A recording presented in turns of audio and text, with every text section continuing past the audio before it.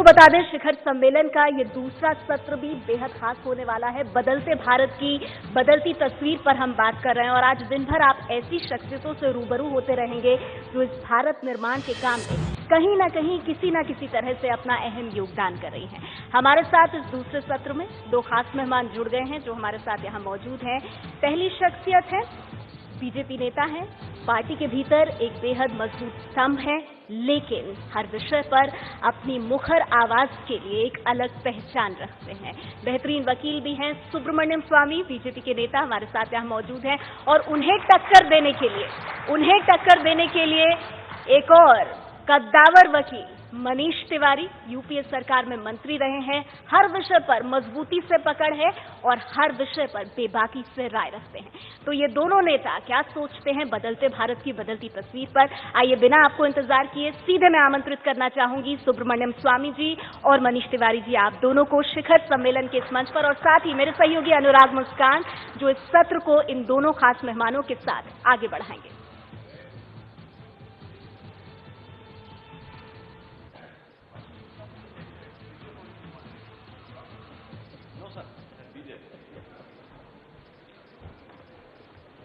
मैं आ रहूंगा तो आई टू आई कॉन्टेक्ट रहेगा, मुझे बार बार ऐसे नहीं करना पड़ेगा।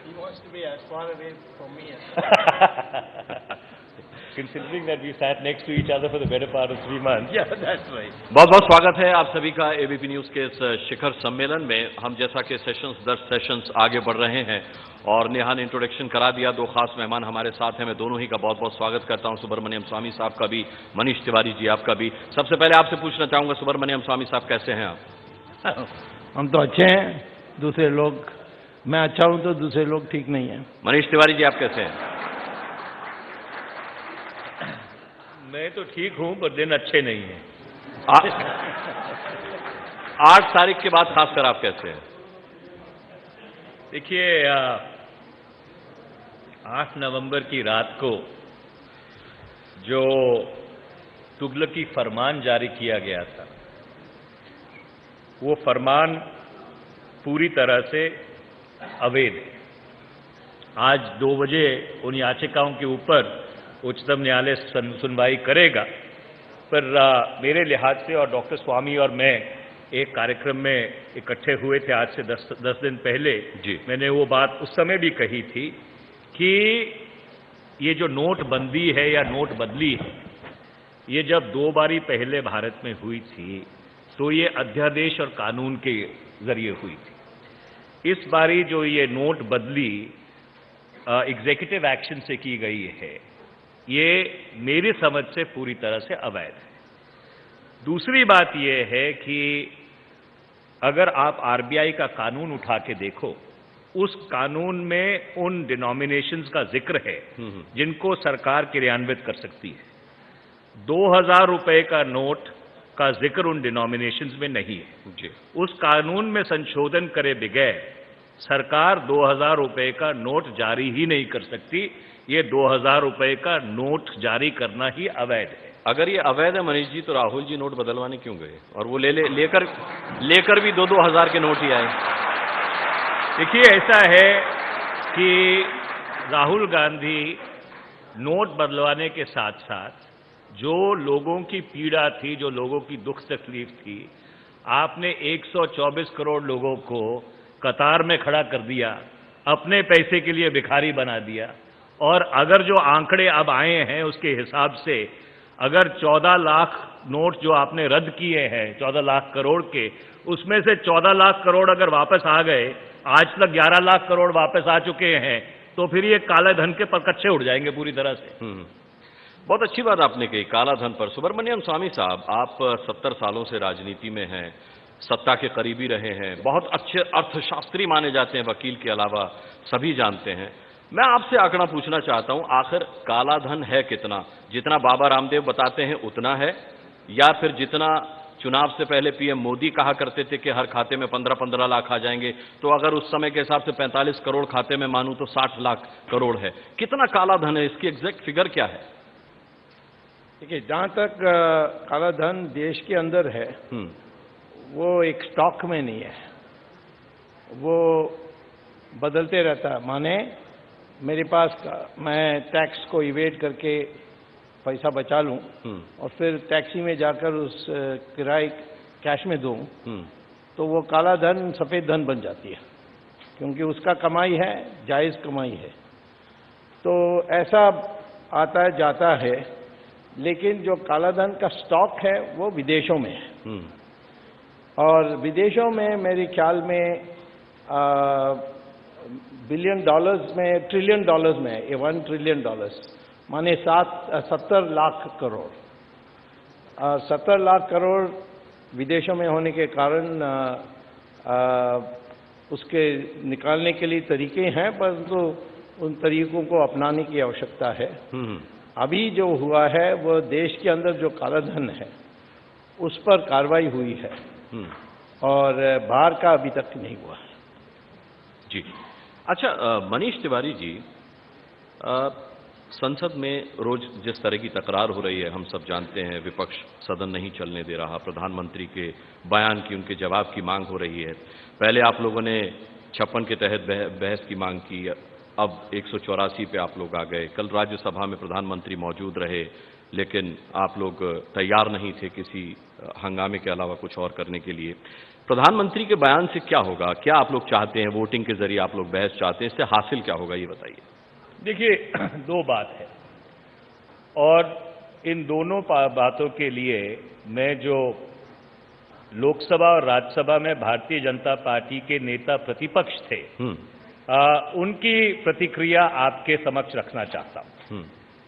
श्रीमती सुषमा स्वराज जी, जो भारत की आजकल फॉरेन मिनिस्टर हैं, और भगवान उनको लंबी उम्र दे, वो कुछ ठीक नहीं है, वो सदा एक बात कहा करती थी कि हम टॉक आउट नहीं चाहते, इसलिए हम वॉकआउट करते।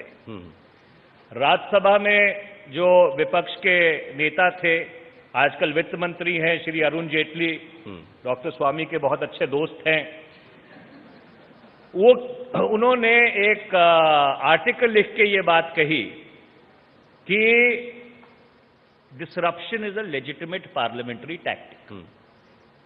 तो इसलिए हम लोग ये चाहते हैं कि जो बहस हो वो वोटिंग के रूल के आधार पे हो, जिससे सब लोगों को पता लगे कि कौन कहां पे खड़ा है।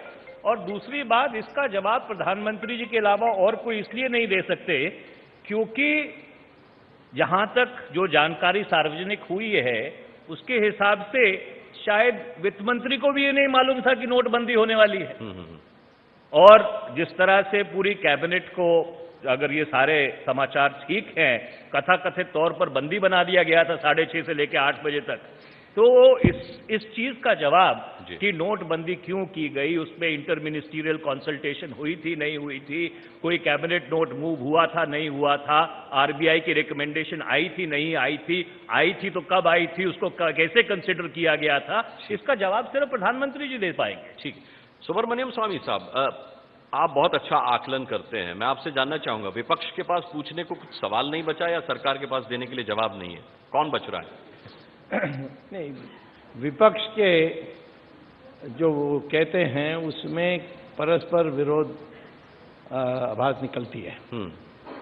वो कहते हैं कि हम इस डिमोनेटाइजेशन का विरोध नहीं कर रहे हैं, लेकिन जिस तरीके से किया है वो गलत है। तो मैं ये पूछना चाहता हूं कि आपको पता है सही रास्ता कौन सा है, और इस उद्देश्य से आपका कोई विरोध नहीं है, तो आपके 10 साल के काल में क्यों नहीं किया? आप अच्छे रास्ते से काला धन को निकाल सकते थे।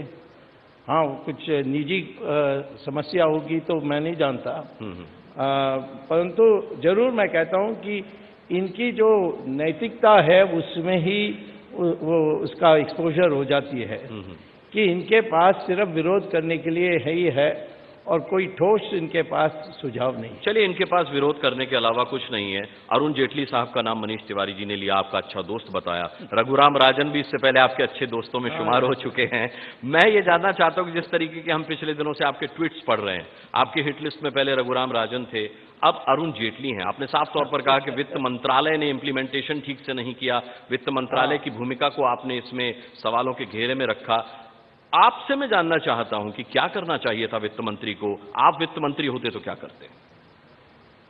यदि मैं उस स्थिति में होता तो मैं आपको बता रहा हूं कि 2014 की इलेक्शंस में नरेंद्र मोदी ने एक कमेटी बनाई थी जिसकी मैं अध्यक्ष था। उसका नाम था स्ट्रेटेजिक एक्शन कमेटी। उसमें हमने इसको डिस्कस किया था और हमारी सुझाव उस समय ये थी कि डिनॉमिनेशन करने के पहले हम तो पहले पक्ष में थे कि 500 का पहले करना चाहिए जी, और हमने कहा कि डिमोनेटाइजेशन करते समय इनकम टैक्स का भी रद्द कर देना चाहिए ताकि भविष्य में यह सवाल नहीं है, क्योंकि काला धन की जो पैदा करने के लिए कोई हमारी देश में बीमारी नहीं है जी, परंतु लोग तंग आए हुए हैं टैक्स के सिस्टम से और इसीलिए किया है। और इनकम टैक्स तो मामूली उसकी राजस्व है, माने रेवेन्यू कम है, 3-4 लाख करोड़ रुपए प्रतिवर्ष। उसको 2G स्पेक्ट्रम स्कैम के कारण से वो जो रद्द हुआ लाइसेंसेस, उसकी ऑक्शन में हर साल हमें 3-4 लाख मिल रही है। और कोयला घोटाला पर भी जब अब उसकी आवंटन नीलाम से होगी तो हमें 11-12 करोड़ रुपए मिलेंगे जी। तो इनकम टैक्स की जो रेवेन्यू लॉस होगी उसको मेकअप इजीली कर सकते हैं। और दूसरा है कि अबॉलिश भी करेंगे तो लोग अपना बचत को बढ़ाएंगे जी। बचत बढ़ाने के कारण देश में पूंजी भी बढ़ेगी और उससे ग्रोथ होने के कारण इनडायरेक्ट टैक्स से भी आपको रेवेन्यू मिलेगी। तो इस प्रकार की सुझाव दी थी। ये जो सिर्फ आपने पहले तैयारी नहीं की थी, मुझे लगता है फाइनेंस मिनिस्ट्री में हो सकता है कि उनको विश्वास ही नहीं हुआ कि ये होने वाला है, क्योंकि ये तय हुआ था उस समय 2014 में। जेटली जी को नहीं जानकारी थी? नहीं, जेटली की जानकारी नहीं थी, ये तो मैं मान नहीं सकता, क्योंकि फाइनेंस मिनिस्ट्री का जो स्थिति है, यानी जो पोजीशन है, उसमें ये संभव ही नहीं है। कितने पहले से रही होगी? 6 महीने पहले से जानकारी होगी उनको? 6 महीने की जानकारी थी, क्योंकि जो नोट छपी है उसमें उसके अनुसार पता लगता है कि ये 6 महीने की जो 2000 की नोट छपी है। तो और कुछ तैयारी नहीं हुई। इसकी जो एक प्रूफ है वो है कि ये 2000 नोट को छोटी साइज में किया है और इस कारण से हमें एटीएम का समस्या हो रही है। इसको 500 के साइज या 1000 रुपए के साइज में क्यों नहीं किया, तब हमें ये एटीएम का प्रॉब्लम नहीं होता। चलिए, एक सवाल मेरे पास आप ही के लिए, और इसी चर्चा जो हम कर रहे हैं उसी से जुड़ा हुआ है कि क्या जेटली जी की इस भूल का खामियाजा बीजेपी को 2019 में भुगतना पड़ेगा? मुझे आज कुछ बिल्कुल आप ही के लिए आप ही के मित्र जेटली जी, आप ही के मित्र जेटली का भी प्रेमी है। इनका तो जवाब मुझे पता है इस पर क्या होगा। मेरी राय में आज तक, अभी तक लोगों में कोई नफरत नहीं आई, दुख तो है। और जो पारिवारिक गाली मिलती है वो पारिवारिक है। और जब चुनाव के अभी परिणाम आए हैं गुजरात के और महाराष्ट्र के, और वो बाई इलेक्शन एमएलए एमपी का भी, उसमें भी हमारी सबसे ज़्यादा दूसरे पार्टी की तुलना में हुई, तो हमारी अभी तक कोई ऐसा लगता नहीं है कि पब्लिक हमसे इतनी नाराज हो गई कि हमें विरोध में वोट देगी। और प्रशंसा भी है कि इसको करना था, परंतु अब धीरे धीरे कहने लगे कि इसकी क्रियान्वित ठीक से नहीं हुई। परंतु इस जनवरी फरवरी क्रूशल मंथ है, इसमें ये सारा जो आज की समस्या है वो समाधान नहीं होगी तो फिर बदल सकती है। जैसे इमरजेंसी भी 6 महीने के लिए बड़ी प्रशंसा हुई लोगों की, और उस समय चुनाव कर देते तो कांग्रेस को जीत होती, लेकिन धीरे धीरे बदली। तो ये भी बदल सकती है, परंतु फिलहाल मैं कह सकता हूं कि ये जो भी कष्ट हैं या कठिनाई हैं इसको दूर कर सकते हैं। और मेरी राय है कि मोदी को तुरंत एक क्राइसिस मैनेजमेंट टीम बनानी चाहिए और उसको एक क्राइसिस को इसको क्राइसिस मान करके इसको ठीक करना चाहिए। Crisis management team Manish Tiwari ji अगर मोदी जी बना भी लेते हैं तो आपको लगता है कि 1000 का नोट बंद करके उन्होंने 2000 का शुरू किया, 2000 का नोट दिक्कतें हैं, छुट्टा नहीं मिल रहा उसका, इसके अलावा अब तो नकली भी छप गए, बड़ी बड़ी खेपें पकड़ में आ रही करोड़ों के 2000 के नए नोटों की, तो क्या क्राइसिस मैनेजमेंट से केवल इसका समाधान हो पाएगा? देखिए, डॉक्टर स्वामी ने एक बहुत ही महत्वपूर्ण और बहुत ही एक बुनियादी बात की। इन्होंने आपातकाल का जिक्र किया, जिसका खामियाजा कांग्रेस पार्टी को भुगतना पड़ा। डॉक्टर स्वामी को तो मुझसे बेहतर याद होगा, क्योंकि 1977 में मैं 7वीं क्लास में था। पर मुझे जहां तक थोड़ा बहुत याद है कि जनवरी से लेकर मार्च तक जब आपातकाल हटाया गया तो देश भर में कांग्रेस की बहुत भयंकर रैली होती थी, और जब चुनाव का नतीजा आया तो कांग्रेस पार्टी को शिकस्त का मुंह देखना पड़ा। जी, मैं जो बात कहना चाह रहा हूं ये है कि भारत की जनता बहुत सटीक तरीके से जानती है कि कब किसको कहां पर खामियाजा भुगतवाना है। तो इसलिए इनकी ये बात सही है कि गुजरात, महाराष्ट्र के जो लोकल बॉडीज के परिणाम आए हैं उसमें भारतीय जनता पार्टी की परफॉर्मेंस अच्छी रही है। पर अगर भारतीय जनता पार्टी ये समझती है कि ये डीमोनेटाइजेशन पे या नोट बदली पे या नोट बंदी पे किसी किस्म का रेफरेंडम है, तो उसका पहली बात तो सही मूल्यांकन 2019 में होगा। नहीं, लेकिन इन चुनावों से पहले आपने कहा था कि ये नोटबंदी पर और दूसरा अगर वित्त मंत्री ये मानते हैं कि जो उनकी सरकार ने किया है वो ठीक किया है, तो अमृतसर से आके बाई इलेक्शन लड़ लेना। अभी अमृतसर में बाई इलेक्शन आ रहा है, उन्हीं की सीट है। पिछली बारी वो हार गए थे, तो इस बार आप भी नहीं थे। पिछली बारी वो हार गए थे, तो इसलिए आ जाए इस बारी 2000।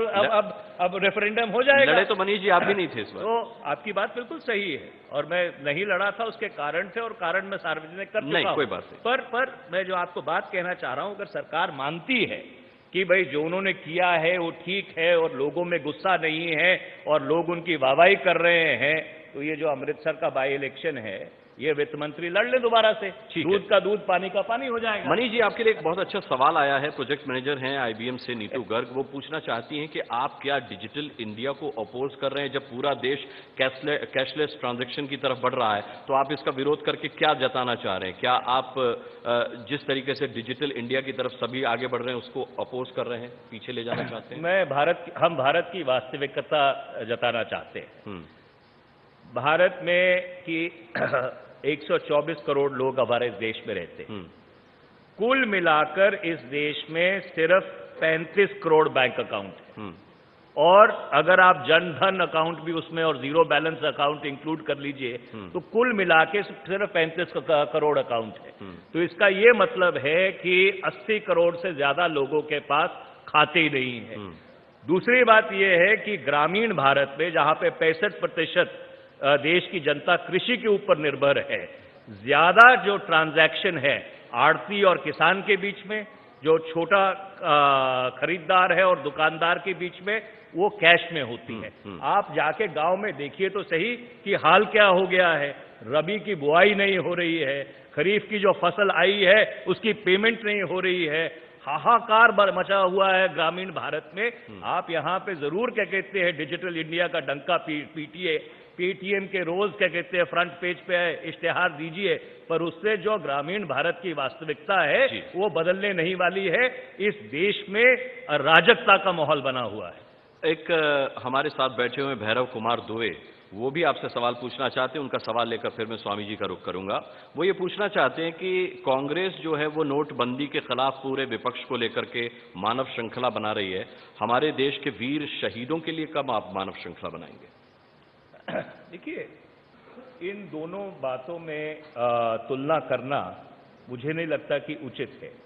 जहां तक भारत की सेना का सवाल है या भारत की प्रभुसत्ता का सवाल है, चाहे कोई भी राजनीतिक दल हो, दलगत राजनीति से ऊपर उठ के, हाँ, आपके मतभेद हो सकते हैं कि किसी समस्या के साथ किस तरह से निपटा जाए, पर जहां तक आपकी फौज है या पैरामिलिट्री फोर्सेस है, उनके लिए सम्मान का सवाल है। देखिए, सभी के दिल में सम्मान है, तो इसको नोटबंदी से जोड़ना या नोट बदली से जोड़ना मुझे नहीं लगता कि उचित रहेगा। ठीक है, मेरे ख्याल से जवाब मिल गया होगा। स्वामी जी, अगला सवाल मेरा आपके लिए है। थोड़ा नोटबंदी पर बातचीत हमने ज्यादा कर ली, राम मंदिर पे आ जाते हैं। आपका favourite topic sir. Ram Ram Ram Ram. आपने पहले कहा था कि दिसंबर 2016 तक काफी कुछ काम दिखने लगेगा, रास्ता खुल जाएगा, एक तरीके की भविष्यवाणी आपने की थी, लेकिन ऐसा कुछ हुआ नहीं। मेरा सवाल यह है कि भविष्यवाणी करने से आप समर्पण कर देंगे या फिर कोई नई तारीख या नया महीना बताएंगे आज? आप पत्रकार हैं तो आपको तो आधा जानकारी होती है, उसी पर आप बोल जाते हैं। मैंने जरूर कहा कि प्रक्रिया सुप्रीम कोर्ट में हम शुरू करा देंगे और नवंबर में डेट लगी थी। फिर उसमें वो जज एक निकला जो उसने कहा कि मैं जब वकील था तो मैंने इस पर बहस की है तो मैं नहीं इसको सुनूंगा। तो नया डेट फिक्स करने की बात आई है, तो जनवरी 4 तारीख को फिक्स हुई है, जिसमें मेरा एक प्रार्थना है कि इसकी दिन प्रतिदिन की सुनवाई होनी चाहिए। इलाहाबाद हाईकोर्ट में हम लोग जीत गए हैं और जो प्राण प्रतिष्ठा पूजा की जो हमारी जिद थी कि हिंदुओं में मंदिर बनाते समय भगवान प्रवेश कर जाता है मूर्तियों में और उन्हीं का वो स्वामित्व होता है, तो वो बात उन्होंने मान ली। और मुस्लिम जो पार्टीज हैं उन्होंने भी ये नहीं कहा कि हमारे एक धर्म स्थान को इन्होंने तोड़ा। वो कहते हैं ये हमारी प्रॉपर्टी है, एडवर्स पोजेशन, 350 साल से ये हमारी प्रॉपर्टी रही है, तो इसीलिए हमारी प्रॉपर्टी है। लेकिन उनके खिलाफ सुप्रीम कोर्ट में क्या जाएगी कि सऊदी अरेबिया और अन्य मुस्लिम देशों में मस्जिद को सिर्फ प्रार्थना स्थल मानते हैं कि नमाज कहीं भी पढ़ाई जा सकती है और उसको हटाया भी जा सकता है और तोड़ा भी जा सकता है। और कभी सड़क बनाने के लिए वो मस्जिदों को तोड़ते हैं और एक जगह एक बार राजा का महल बनाने के लिए, सऊदी अरेबिया राजा को महल बनाने के लिए जिस मस्जिद में पैगंबर मोहम्मद ने नमाज पढ़ी उसको भी तोड़ दिया। दुनिया में यूनेस्को सब में विरोध के बावजूद उन्होंने तोड़ा। तो मैं ये समझता हूँ कि सुप्रीम कोर्ट को हम जरूर कहेंगे कि मस्जिद तो जरूर बनाए, परंतु सरयू नदी के उस पार बना ले और राम जन्मभूमि सिर्फ राम मंदिर का होगा, उस पर हम निश्चित जीतेंगे। मैं समझता हूँ दिन प्रतिदिन की सुनवाई हो जाएगी तो जून 2017 तक सुनवाई पूरी हो जाएगी, हम जीतेंगे, ऐसा मेरी पूरा विश्वास है। स्वामी जी, मुद्दा क्या रहने वाला है यूपी इलेक्शंस के लिए बीजेपी का? सर्जिकल स्ट्राइक, नोटबंदी की सर्जरी या राम मंदिर? अभी मैं समझता हूं कि उत्तर प्रदेश में जो अराजकता है, जिसको कांग्रेस भी मानती है, बट कांग्रेस तस्वीर में नहीं है, और हमारी पार्टी आज हमारी इंटरनल पोलिंग के अनुसार नंबर 1 है। और ये जो कठिनाई हुई है पब्लिक का, उसको हम उस तक चुनाव तक सुधार देंगे या उनको उम्मीद हो जाएगी पब्लिक को कि हाँ सुधर रहा है। तो मैं समझता हूँ कि हमें विकल्प के रूप में हम ही हैं, वही पर्याप्त है। इसके लिए राम मंदिर की आवश्यकता नहीं है, परंतु राम मंदिर की सुनवाई सुप्रीम कोर्ट में हो जाए, शुरू हो जाए, तो मैं समझता हूं कि उत्तर प्रदेश की जनता उससे भी प्रभावित होकर हमें वोट देगी। ठीक है। मनीष तिवारी जी, अभी अभी स्वामी जी ने कहा कांग्रेस भी मानती है कि उत्तर प्रदेश में अराजकता है। मुझे नहीं लगता कि आपको अराजकता दिखती है, वरना अखिलेश यादव और मुलायम सिंह यादव और सभी यादव बंधुओं से प्रशांत किशोर मुलाकात नहीं कर रहे होते। अभी खाट सभा राहुल गांधी ने की तो अखिलेश यादव ये नहीं कह रहे होते कि बड़े अच्छे इंसान है राहुल गांधी, आते रहेंगे तो दोस्ती हो जाएगी। कुछ खिचड़ी पक तो रही है, कुछ खुशबू तो आ रही है। अराजकता होती तो ये खिचड़ी नहीं पक रही होती। आपने खुशबू कहा या बदबू कहा? ऐसा है कि दिक्कत पत्रकारिता की ये है कि बगैर खिचड़ी के भी खुशबू आ जाती है। देखिए, हमने साफ तौर पर यह बात कही है और एक बार नहीं कही है, निरंतर लगातार कही है कि जब से ये सपा बसपा का घटना चक्र शुरू हुआ है उत्तर प्रदेश में, तब से उस प्रदेश में अराजकता है और प्रदेश का जो विकास है वो प्रदेश का विकास उसको ठेस पहुंची है। उस अराजकता को बढ़ावा देने में भारतीय जनता पार्टी का भी बहुत बड़ा योगदान रहा है 1992 में। वो बात अपनी जगह है। तो एक व्यक्तिगत सम्मान आपका किसी के लिए हो सकता है, जैसे मेरा डॉक्टर स्वामी के लिए व्यक्तिगत सम्मान है, पर इसका ये बात नहीं है कि मैं इनकी सियासत से इत्तेफाक रखता हूं। तो यहां तक इनकी सियासत का सवाल है और मेरी सियासत का सवाल है, वो सियासत अलग अलग है। तो अखिलेश यादव हो सकता है कि श्री राहुल गांधी को अच्छे व्यक्ति मानते हों, ये हो सकता है कि प्रशांत किशोर को भी वो अच्छे लग रहे हैं। देखिए, जहां तक राजनीतिक फैसलों का सवाल है, राजनीतिक फैसले सलाहकार नहीं करते, राजनीतिक फैसले राजनीतिज्ञ करते हैं। नहीं सर, लेकिन प्रशांत किशोर अपनी मर्जी से तो गए नहीं होंगे इन सबसे मिलने के लिए। आपने कहा पत्रकारिता की दिक्कत, मुझे लगता है कि राजनीतिक दिक्कत ज्यादा है। ये जो मेल मिलाप चल रहा है, कुछ ना कुछ तो खिचड़ी पक रही है। मनीष जी मान लीजिए पक रही है। देखिए, ऐसा है कि जहां तक मेरी थोड़ी सी जानकारी है, और मुझे भी सार्वजनिक जीवन में अब 35 साल हो गए, मेरा ये मानना है कि अभी भी भारत की राजनीतिक पृष्ठभूमि में फैसले राजनीतिज्ञ लेते हैं, सलाहकार नहीं लेते। चलिए, ये आप मानते हैं, मैं भी सम्मान करता हूं आपके इस विचार का। प्रशांत किशोर बहुत चाहते हैं कि अब प्रियंका को सामने आना चाहिए। ये सवाल तो मैं कम से कम आपसे उम्मीद रखता हूं कि इसका आप जवाब दें कि अमेठी और रायबरेली तक सीमित रहने वाली प्रियंका गांधी क्या अब यूपी इलेक्शंस में पूरे उत्तर प्रदेश में दिखाई देंगी? क्या वो नेतृत्व करेंगी? क्या वो अगुवाई करेंगी? किस भूमिका में वो रहेंगी? प्रशांत किशोर का बड़ा मन है कि अब उनको फ्रंट फुट पर आकर खेलना चाहिए।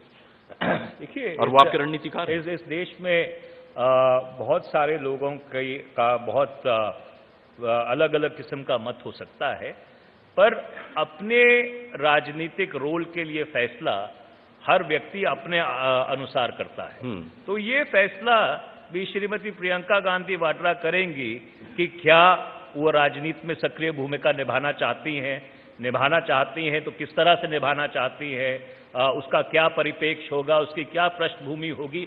मुझे नहीं लगता कि कोई व्यक्ति किसी के लिए फैसला कर सकता है, और इसका सबसे सटीक जवाब शायद श्रीमती सोनिया गांधी ने खुद दिया था एक हाल ही की इंटरव्यू में, जब उनसे यही सवाल पूछा गया था। तो हर व्यक्ति स्वतंत्र है अपना फैसला करने के लिए। हाँ, जरूर पार्टी में एक मांग रही है, और आज से नहीं रही है, वो पिछले 20 साल से रही है, पर फैसला जो उस परिप्रेक्ष्य का है वो उन व्यक्ति को ही करना है। अब तो सर बात यहां तक आ पहुंची है कि प्रियंका लाओ कांग्रेस बचाओ। अब देखिए, जहां तक कांग्रेस पार्टी का सवाल है, कांग्रेस पार्टी 135 साल पुरानी पार्टी है, और ये घटना चक्र चलता रहता है। मुझे अभी भी याद है, और डॉक्टर स्वामी को भी याद होगा, कि 1984 में भारतीय जनता पार्टी की 2 सीट थी लोकसभा में, 2016 में वो बढ़ के 272 हो गई हैं। मुझे अभी भी याद है, संध्या बजाज जी यहाँ बैठी हैं, कि हरियाणा में 1987 में हमारी 5 सीट आई थी, और 1991 में सरकार बन गई थी। तो ये जो घटना चक्र है राजनीति का, ये आईना घूमता रहता है। तो इसको अगर आप स्थिर करके उसका मूल्यांकन करने की कोशिश करो या विश्लेषण करने की कोशिश करो, तो मुझे नहीं लगता कि वो एक सही विश्लेषण होगा। इसी से जुड़ा एक और सवाल आपसे पूछता हूं, फिर आपके लिए एक बहुत अच्छा सवाल आया है ऑडियंस में से, स्वामी जी। मनीष तिवारी जी, आपने कहा कि राजनीति में आने का फैसला प्रियंका खुद करेंगी, ये उनके स्वविवेक पर निर्भर करता है कि वो आना चाहती है नहीं चाहती हैं। सर, राहुल गांधी पर फैसला कौन करेगा? उनकी ताजपोशी में बहुत देर हो रही है।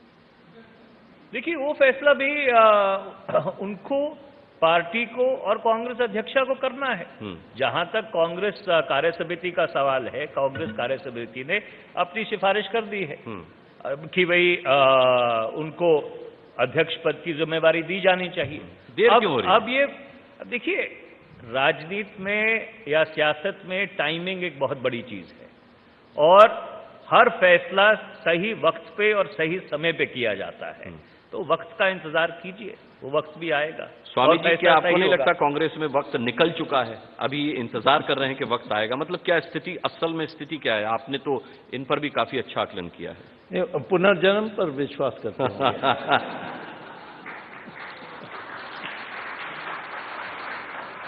और मनीष तिवारी को अध्यक्ष बना देंगे तो पार्टी उसका पुनरुत्थान हो जाएगा। ऐसा है मनीष जी, ये बहुत अच्छा इन्होंने मजाहिया लहजे में जरूर ये बात कही हो, लेकिन मैं क्या बहुत सीरियस हूं। हाँ, लहजा मैंने कहा, लेकिन बात बहुत गंभीर कही है आपने कि कांग्रेस पार्टी में जो लर्नर्ड लोग हैं, जो अच्छी रणनीति बना सकते हैं, वो सिर्फ पीछे क्यों नजर आते हैं? मनीष जी, ऐसा है कि मैं और डॉक्टर स्वामी उच्चतम न्यायालय में क्रिकेट की रिफॉर्म को लेकर लड़ाई लड़ रहे थे और हमको 3 महीने साथ साथ बैठने का मौका मिला और एक चीज मैंने उन 3 महीनों में समझी कि डॉक्टर स्वामी की जो सेंस ऑफ ह्यूमर है वो बहुत सटीक है। लेकिन बात उन्होंने ठीक कही है। अब बात ठीक कही है कि नहीं कही है, पर मैं इतना जरूर कहूंगा कि सेंस ऑफ ह्यूमर बहुत सटीक है। सर, आपने ये बोल दिया, इतना ही मेरे लिए बहुत बड़ा अचीवमेंट है, क्योंकि मुझे लग रहा था कि आप बहुत अच्छा सवाल स्वामी जी आपके लिए आया है कि क्या आपको वित्त मंत्री ना बनाया जाना देश का दुर्भाग्य नहीं है? शशिकांत गुप्ता जी हैं, उन्होंने पूछा है सवाल। अच्छा, ये तो मैं फैसला नहीं कर सकता। जरूर मैं कहूँगा कि जब चंद्रशेखर प्रधानमंत्री थे, उन्होंने हमारी प्रणाली की सुधार के लिए, रिफॉर्म के लिए मुझे पूरी जिम्मेदारी दी। उसके बाद आश्चर्य होगा कि नरसिम्हा राव ने पहले तो उन्होंने कहा कांग्रेस पार्टी में जुड़िए, मैंने कहा मैं नहीं कांग्रेस पार्टी में कभी आ सकता हूँ। तो फिर उन्होंने एक कमीशन बनाई, उसको कैबिनेट रैंक दी, और यद्यपि मैं कांग्रेस का कोई गठबंधन में नहीं था, तब भी हम मिनिस्टर रैंक होकर कैबिनेट मीटिंग अटेंड करते थे। तो जब मुझे कोई भी काम देंगे आप, उसको मैं अपने ज्ञान से काम करके दूंगा। मैं लॉ मिनिस्टर भी था और हमारी इस प्रकार के आज जो झगड़े हो रहे हैं वैसे कभी नहीं हुआ, यद्यपि उस समय सारा पावर लॉ मिनिस्टर के पास था। तो आज इस अर्थ प्रणाली और बाकी जो कॉमन सेंस है उसमें फर्क होता है।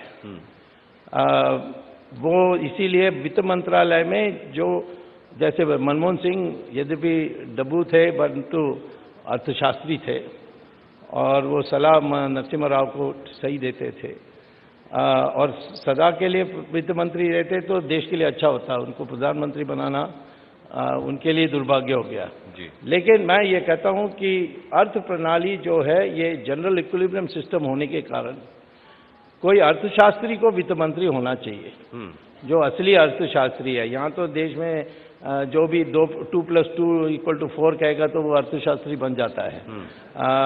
बनती है अर्थशास्त्री, एक जगह में आप कोई कदम उठाएंगे तो दूसरी जगह में उसकी असर पड़ती है। तो कौन कह सकता है कि हम भविष्य में वित्त मंत्री नहीं बनेंगे। चलिए, शुभकामनाएं, शुभकामनाएं। Swami ji, electronic banking, digital banking पर मोदी जी बहुत ज्यादा जोर दे रहे हैं। क्या आज जो देश की स्थिति है, साइबर क्राइम को लेकर के हम लोग देख रहे हैं, राहुल गांधी का ट्विटर अकाउंट हैक हो गया, फिर कांग्रेस का अकाउंट हैक हो गया, क्या ये सेफ रहेगा? क्योंकि इस तरीके की बातें भी कही जा रही हैं कि आपके डिजिटल अकाउंट में पैसा होगा और कोई लेके उड़ जाएगा। तो क्या हम तैयार हैं? हम बात तो डिजिटल बैंकिंग की कर रहे हैं, डिजिटल वॉलेट की हम बात कर रहे हैं, लेकिन क्या हम तैयार हैं? शुरू में मैं साइड में कह देता हूं कि राहुल गांधी का कोई हैक नहीं हुआ, उनका एक निकाले हुए कर्मचारी ने बदला लिया, बस इतना ही है। और उनको भी पता है, वो ऐसे ही इसको हल्ला कर रहे हैं। लेकिन सर, वो हैक करके किया होगा, पासवर्ड पूछ के तो किया नहीं होगा। नहीं, उनके पास पासवर्ड था, वही पहले ऑपरेट करते थे उस अकाउंट को। उसका नाम था मिताक्षरा अकाउंट, और वो अकाउंट अमेरिका में स्थापित हुई थी, यहाँ नहीं जी। तो उसमें मैं नहीं जाऊँगा। देखिए, हैकिंग समस्या तो सब जगह होती है और नए नए रास्ते से ढूंढा जाता है उसको रोकने के लिए, फिर लोग नया रास्ता तैयार। वो तो एक जैसे मोटर गाड़ी चलाएंगे तो एक्सीडेंट होगा, ये इस डर पर, या रेजर को आप दाढ़ी बनाने में लगाते हैं तो आपको चोट भी लग सकती है। ये उससे ज़्यादा नहीं, हवाई जहाज में जाएंगे तो क्रैश हो सकता है। ये सारी चीज़ें हैं, इसको सामने रखकर हमें इस जो आधुनिक तकनीक है उसको उस पर इन्हें रोकने के लिए प्रयास नहीं करनी चाहिए। और दूसरा, इस देश में बड़ी तेज़ी से लोग कर लेते हैं। 2001 की जब स्पेक्ट्रम का नीलाम हुआ था, हमारे पास सिर्फ उस समय देश में 4 करोड़ मोबाइल सेट थे, और अब लगभग 800 मिलियन माने 80 करोड़ मोबाइल सेट्स हैं। इतनी तेजी से किसी और देश में नहीं बढ़ी है। तो हमारे लोग पुरानी संस्कृति होने के कारण बहुत जल्दी सीख लेते हैं। वो ठीक आप कह रहे हैं, लेकिन आपने रेजर का उदाहरण दिया। मैं एक मिनट इसके ऊपर कुछ कहना चाहूंगा। देखिए, ये जो साइबर सिक्योरिटी का विषय है, ये बहुत ही गंभीर और बहुत ही संगीन विषय है और इसको हंसी में नहीं उड़ाना चाहिए। आपने अमेरिका के चुनाव में देखा कि किस तरह से जॉन पोडेस्टा, जो डेमोक्रेटिक कैंपेन के चेयरमैन थे, उनका ईमेल अकाउंट हैक किया गया और आरोप ये लगाया गया कि रशिया ये कोशिश कर रहा है कि अमेरिका के जो अंदरूनी मामले हैं उनमें दखल अंदाजी हो और चुनाव को इन्फ्लुएंस करने की कोशिश की जा रही है। इसी तरह से दुनिया में कई जगह पर जो जिसे साइबर एस्पियोनेज कहते हैं, उसका बहुत ही एक महफूज तरीके से उसका इस्तेमाल किया गया है। स्टक्सनेट एक साइबर वर्म था जिसको ईरानियन न्यूक्लियर प्रोग्राम में इंट्रोड्यूस किया गया, जिसके कारण उसकी बहुत क्षति हुई। तो ये कह देना कि श्री राहुल गांधी का ट्विटर अकाउंट उनके किसी साथी ने हैक कर लिया या किसी को निकाल दिया था इसलिए वो बदला ले रहा था, मुझे नहीं लगता कि ये जो एक बहुत ही गंभीर विषय है उससे उसको हम जस्टिफाई कर रहे हैं।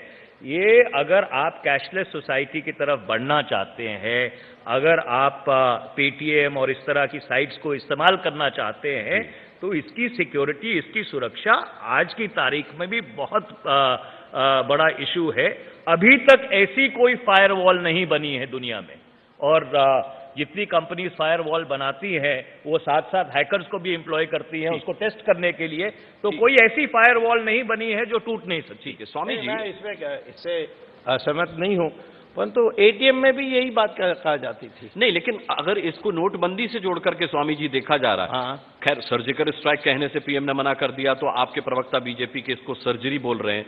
क्या पोस्ट ऑपरेटिव केयर का ध्यान रखा गया है? क्योंकि सर्जरी के बाद अगर पोस्ट ऑपरेटिव केयर का ध्यान न रखा जाए तो सेप्टिसीमिया हो सकता है सर, उससे भी मौत हो जाती है। देखिए, ये तो 2.5 साल में एक contingency plan ministry of finance को बनाना चाहिए था और बनाया नहीं। सर आप बोल रहे हैं 6 महीने पहले उनको जानकारी थी तो बना मतलब पीएम के अगर सब सुपरविजन में हो रहा था तो सिर्फ इसके लिए आप वित्त मंत्रालय को दोष क्यों दे रहे हैं? तो कल्पना दे सकते हैं, रणनीति बना सकते हैं, परंतु ये डिटेल्स पीएम एक को देखने के लिए ये अपेक्षा नहीं करनी चाहिए। ये सीधी जिम्मेदारी थी उन फाइनेंस मिनिस्ट्री के जो ऑफिशियल्स थे, जो आजकल प्रवक्ता बन के आ रहे हैं, उनकी थी। उन्होंने किया नहीं और हो गया है, उस पर अभी रोने की टाइम नहीं है। अभी एक क्राइसिस मैनेजमेंट टीम बना दे और इसको 2 महीने के अंदर सब उसको नॉर्मल बना दें, इसके लिए हमें प्रयास करनी चाहिए। ठीक है। मनीष जी, आप यहाँ हैं, लुधियाना से आते हैं। पंजाब इलेक्शन पर अगर सवाल ना हो तो ये सेशन अधूरा रह जाएगा। एक सवाल भी आ गया है राशिद किदवई जी का कि क्या मनीष तिवारी पंजाब असेंबली का चुनाव लड़ेंगे, एक हिंदू चेहरे के रूप में और मुख्यमंत्री के उम्मीदवार के रूप में?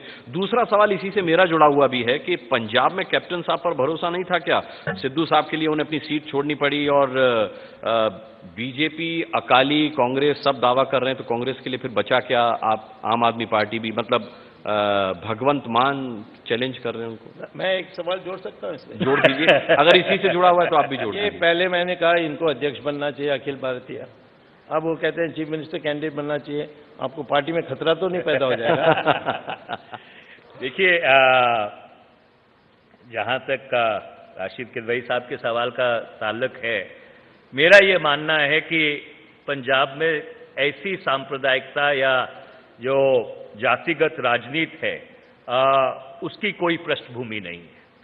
और उसका सबसे बड़ा उदाहरण यह है कि मेरा आधा परिवार, मेरी मां जट सिख है, मेरा सरनेम वो है जो अधिकतर पंजाब में नहीं पाया जाता, उत्तर प्रदेश, बिहार में पाया जाता। तो अगर पंजाब में इस तरह की जातीय या रिलीजियस फीलिंग होती तो मैं कभी लुधियाना से जीत के नहीं आता। 1952 से लेकर 2009 तक वहां पर सिर्फ जट सिख जीते थे। तो ये इसलिए पंजाब में हिंदू सिख की जो भावना है ये आर्टिफिशियली क्रिएट की गई है, ये कोई भावना नहीं है। जहां तक चुनाव का सवाल है, हाँ मैंने पार्टी को जरूर कह दिया है कि मैं चुनाव लड़ने के लिए तैयार हूं। अगर पार्टी चुनाव लड़वाएगी तो मैं जरूर चुनाव लड़ूंगा। कैप्टन साहब पर आपने जवाब नहीं दिया। जहां तक कैप्टन साहब का सवाल है, के लिए सीट छोड़ी, देखिए नवजोत सिद्धू के लिए सीट नहीं छोड़ी है। कैप्टन साहब का लोकसभा से बहुत कुछ अजीब सा संबंध रहा है और डॉक्टर स्वामी जानते हैं, ये उनके साथ लोकसभा में थे। 1984 में उन्होंने लोकसभा से इस्तीफा दिया। इस बार जब उन्होंने इस्तीफा दिया तो मैं उनके साथ गया था अध्यक्षा जी के पास इस्तीफा देने के लिए। 32 साल बाद उन्होंने मेरे को बता रहे थे कि मैं दूसरी बारी स्पीकर के कमरे में जा रहा हूं। 32 साल पहले एक बार ही गया था इस्तीफा देने के लिए, आज दूसरी बार जा रहा हूं इस्तीफा देने के लिए। तो उनका एक संसद से कुछ मेरे को लगता है जो सितारे हैं वो नहीं मिलते हैं, पर उनका एक स्टैंड था, एक कन्विक्शन थी पंजाब के पानी को लेकर। पंजाब के पानी का जो एक्ट था वो लेके आए 2005 में, उच्चतम न्यायालय के फैसले को खारिज किया।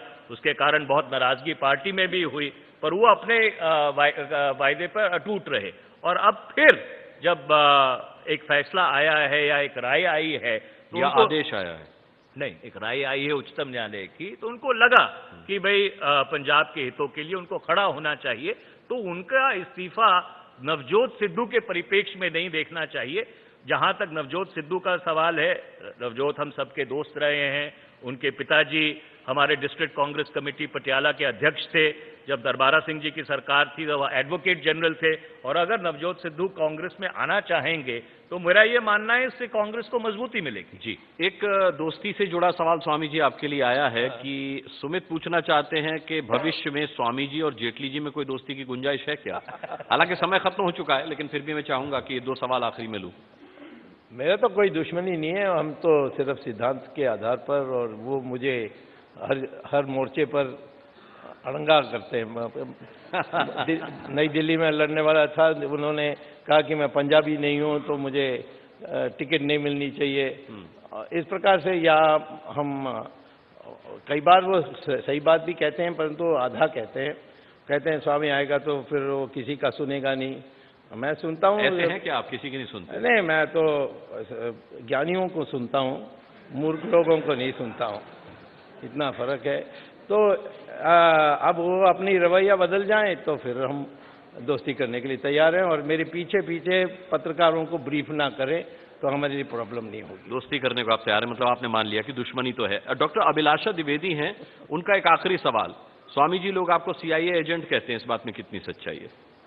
हाँ, मैं उनको, आपके लिए? मुझे CIA का मेंबरशिप सीक्रेट है, तो जो लोगों को पता है कि मैं CIA एजेंट हूँ वो खुद CIA एजेंट होंगे, नहीं तो मैं तो बता।